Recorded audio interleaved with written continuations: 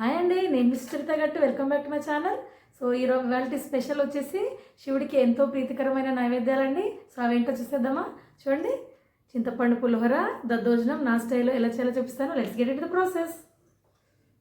ముందుగా 1 బౌల్లో 1.5 cup rice, అలాగే ఇంకొక బౌల్లో 3/4 కప్ రైస్ తీసుకొని ఇలా క్లీన్గా వాష్ చేసుకొని పక్కన పెట్టేసుకోవాలండి. పులిహోరకి మనం 1.5 కప్పు రైస్ తీసుకున్నాం కదండి, దాంట్లో 3 కప్స్ వాటర్ పోయాలి. అలాగే దద్దోజనంకి 3/4 కప్పు రైస్ తీసుకున్నాం కదా, దాంట్లో 2 కప్స్ వాటర్ పోసి మనం రైస్ కుక్ చేసుకోవాలండి కుక్కర్లో. తర్వాత మనం పులిహోరకి కొద్దిగా చింతపండుని తీసుకొని మనం క్లీన్గా వాష్ చేసి నానబెట్టుకోవాలండి. చూడండి, ఈరోజు మనం పులిహోర ఆవ పొడితోని ఇంకా వెల్లుల్లి పేస్ట్తో చేస్తున్నామండి. ఇలా చూడండి, అరౌండ్ 2 టేబుల్ స్పూన్స్ ఆవాలు తీసుకొని పౌడర్ చేయాలండి. చూడండి, మనకు ఆలోపు చింతపండు నానిపోయింది కదా, ఇలా చింతపండు పులుసు చిక్కగా పిసుకోవాలండి. చూడండి, చింతపండు పులుసు మనకి ఈ కన్సిస్టెన్సీలో చిక్కగా ఉండాలండి. ఇలా చిక్కగా చింతపండు పులుసుని మనం పిసికి ఒక బౌల్లోకి ట్రాన్స్ఫర్ చేసుకోవాలండి. అందులో వెల్లుల్లి పేస్ట్, అలాగే 1.5 టీ స్పూన్ ఆవ పొడిని కూడా వేసుకోవాలి. తర్వాత 1 టేబుల్ స్పూన్ పసుపు కూడా వేయాలండి.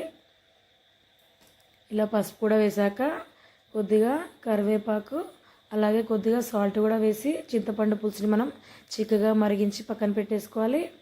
చూడండి, మనకి రైస్ కుక్ అయిపోయింది కదా, ఆ రైస్ని మనం ఒక వెడల్పాటి బేసన్లోకి తీసుకొని ఇలా చల్లార్చుకోవాలండి. చూడండి, ఇలా స్ప్రెడ్ చేసుకొని చల్లారనివ్వాలి.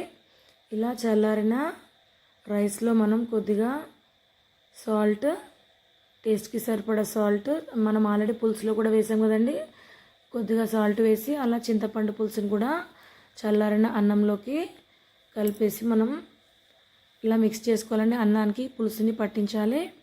ఇలా అడుగు నుండి చక్కగా మిక్స్ చేసుకోవాలండి. ఇలా వైట్ రైస్ అనేది కనిపించకుండా చక్కగా ఇలా మిక్స్ చేసుకొని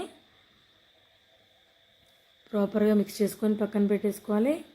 ఈలోపు మనకి దద్దోజనంకి కూడా రైస్ తీసుకున్నాం కదండి, రైస్ కుక్ అయింది కదా, అది కూడా ఒక బౌల్లోకి తీసుకొని అందులో కొద్దిగా సాల్ట్, 1 టేబుల్ స్పూన్ మిరియాలు, సొంటి పొడి కూడా వేసి చూడండి ఇలా మిక్స్ చేసుకోవాలండి. చక్కగా ఉండలు లేకుండా మిక్స్ చేసి మెత్తగా. తర్వాత అందులో మనం కొద్దిగా పెరుగు, అలాగే కొద్దిగా పాలు పోసి ఇలా చూడండి ఇలా లూజ్గా మిక్స్ చేసుకోవాలండి. ఉండలు లేకుండా మిక్స్ చేసుకొని దాన్ని కూడా పక్కన పెట్టేసుకోవాలి. ఇప్పుడు మనం వాటి పోపుకి కావాల్సిన ఇంగ్రీడియంట్స్ చూద్దాం. చూడండి, పచ్చిమిర్చి, ఎండుమిర్చి, కరివేపాకు, మినపప్పు, శనగపప్పు, ఇంగువ, పల్లీలు, కొద్దిగా పచ్చిమిర్చి తరుగు, అలాగే ఎండుమిర్చి తరుగుని తీసుకొని చూడండి మనం ఒక ప్యాన్లో ఆయిల్ని హీట్ చేసుకొని, ఆయిల్ హీట్ అయ్యాక అందులో పచ్చిమిర్చిని, ఎండుమిర్చిని ఇలా ఫ్రై చేసుకొని పులిహోరలకు వేసుకోవాలండి. నెక్స్ట్ ఆ మిగిలిన ఆయిల్లో 3 టేబుల్ స్పూన్స్ శనగపప్పు, 3 టేబుల్ స్పూన్స్ మినపప్పును కూడా గోల్డెన్ బ్రౌన్ వచ్చే వరకు ఇలా చక్కగా ఫ్రై చేసుకొని మనం అన్నంలోకి ట్రాన్స్ఫర్ చేసుకోవాలండి.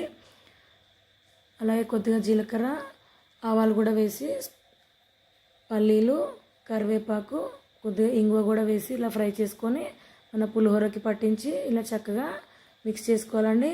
మన పులిహోర రెడీ అయిపోయింది. ఆలోపు మనం దద్దోజనం కూడా పోపు పెట్టేసుకుందాము.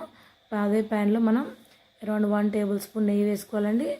నెయ్యి హీట్ అయ్యాక 1/2 టీ స్పూన్ ఆవాలు, 1/2 టీ స్పూన్ జీలకర్ర, అలాగే కొద్దిగా శనగపప్పు, కొద్దిగా మినపప్పు, సన్నగా తురిమిన పచ్చిమిర్చి, ఎండుమిర్చి కూడా వేసి ఇలా గోల్డెన్ బ్రౌన్ వచ్చే వరకు ఫ్రై చేసుకొని కొద్దిగా అందులో కరివేపాకు కూడా వేసుకొని చూడండి ఇలా లో ఫ్లేమ్లో మనం ఫ్రై చేసుకొని చూడండి ఆ పోపుని మనం దద్దోజనం కూడా ట్రాన్స్ఫర్ చేసుకోవాలండి.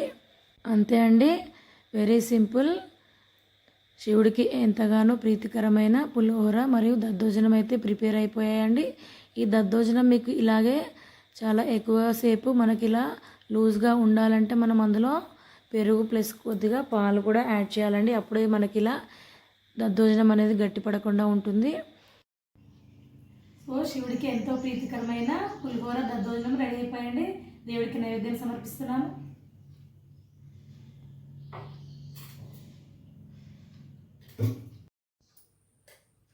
మరి పులిహోర, చింతపండు పులిహోర దద్దోజనం మీకు నచ్చాయి అనుకుంటాను. నచ్చితే డెఫినెట్గా లైక్ చేయండి. నా ఛానల్ ఎవరైతే ఫస్ట్ టైం చూస్తున్నారో సబ్స్క్రైబ్ చేయడం మర్చిపోకండి.